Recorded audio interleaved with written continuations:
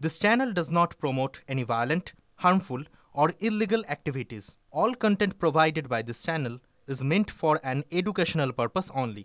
Top quality और consistent performance के लिए सिर्फ सिल्वर पंप नाम याद रखना। লাফিয়ে বাড়ছে আক্রান্তের সংখ্যা। ইঁদুর জ্বরের আতঙ্কে কাটা জলপাইগুড়ির রাজগঞ্জ ব্লকের চেকরামারি সহ মোট 8টি গ্রামে ইঁদুর জ্বরে আক্রান্ত আরও 71 জন। আক্রান্তের সংখ্যা বেড়ে পৌঁছেছে 144-এ। চেকরমারি থেকে নতুন করে আরও 91 জনের রক্তের নমুনা সংগ্রহ করে উত্তরবঙ্গ মেডিকেল কলেজে পাঠানো হয়। সেই রিপোর্ট বৃহস্পতিবার এসে পৌঁছায়। রিপোর্ট দেখে চোখ কপালে ওঠে স্বাস্থ্যকর্তাদের। দেখা যায় 91 জনের মধ্যে 71 জন লেপ্টোস্পাইরেসিতে আক্রান্ত হয়েছেন। নতুন করে আরও একজন স্কার্ব টাইফাসে আক্রান্ত। এই নিয়ে স্কার্ব টাইফাসে গত 2 দিনে আক্রান্ত 3 জন।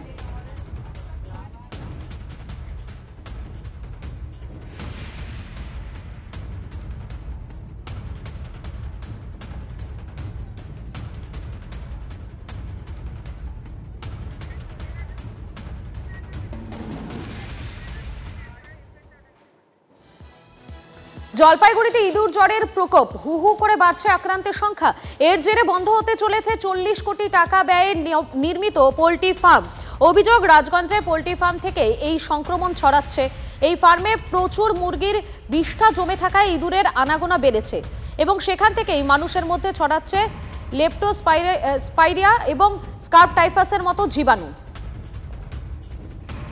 একদিকে প্রশাসনের নির্দেশ 7 দিনের মধ্যে এই পোলট্রি ফার্ম বন্ধ করতে হবে, অপরদিকে যারা এই ফার্মে কাজ করেন তাদের বক্তব্য ফার্ম বন্ধ করতে দেওয়া যাবে না।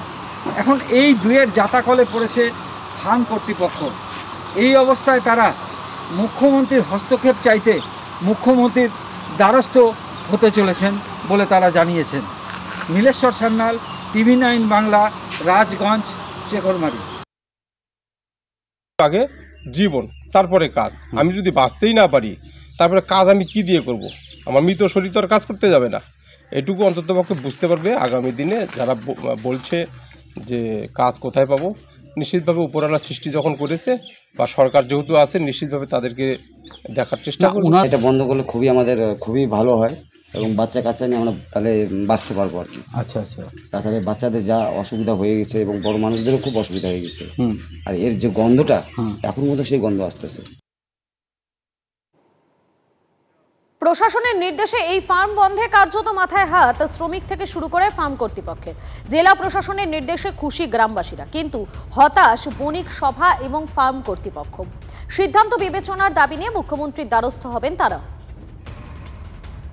मैम इंस्ट्रक्शन दिया, इसी हिसाब से अभी करने के लिए हम तो तैयार है जी। अच्छा। लेकिन क्या है, इधर में ये सब लोग अभी हमारा ऊपर में आके अभी बंद करने से कैसा चलता है, हमको ऐसा कुछ भी नहीं हुआ है। আচ্ছা।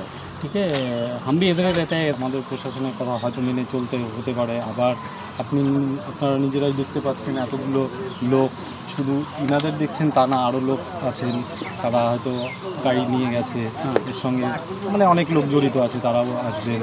এখন আমরাও ডিএমের কথা অনুযায়ী স্টেপ নেওয়া শুরু করবো। না করলে কি করে খাবো? আচ্ছা, তো তোমরা কি চাও?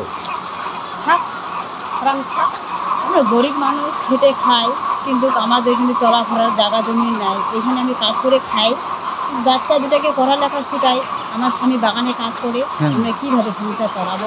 আমরা চাচ্ছি যে ফ্যাক্টরিটা চলুক, কিছুগুলো নিয়ম শৃঙ্খলাভাবে যেন সুষ্ঠুভাবে, যে এখানকার সুষ্ঠু পরিবেশটা যেন বজায় থাকে, সেটা আমরা চাচ্ছি।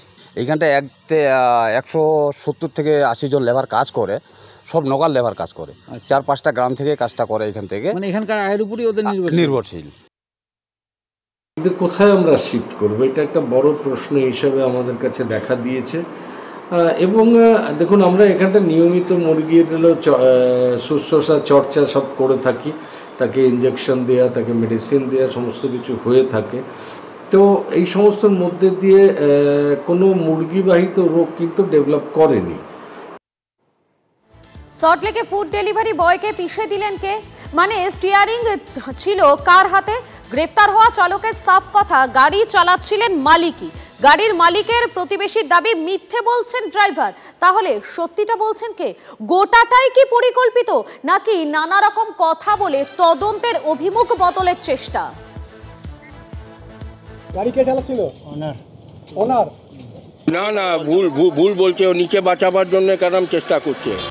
বেপরোয়া 4 চাকার ধাক্কা, জ্যান্ত পুড়ে মরল ডেলিভারি বয়।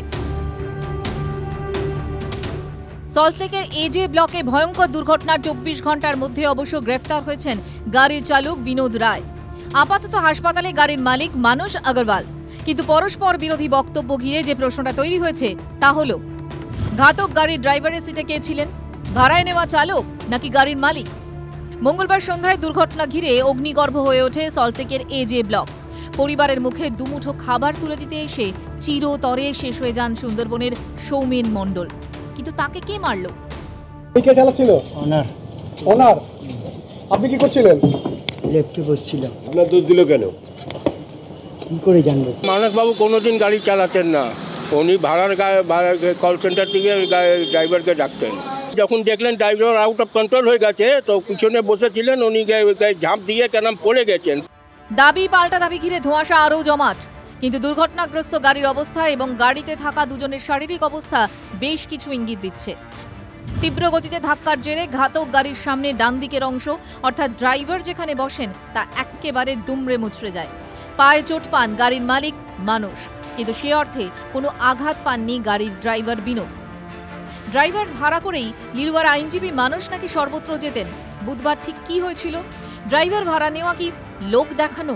কে গাড়ি চালাচ্ছিলেন তা নিয়ে বিভ্রান্তি কি কোনো ষড়যন্ত্রের অঙ্গ?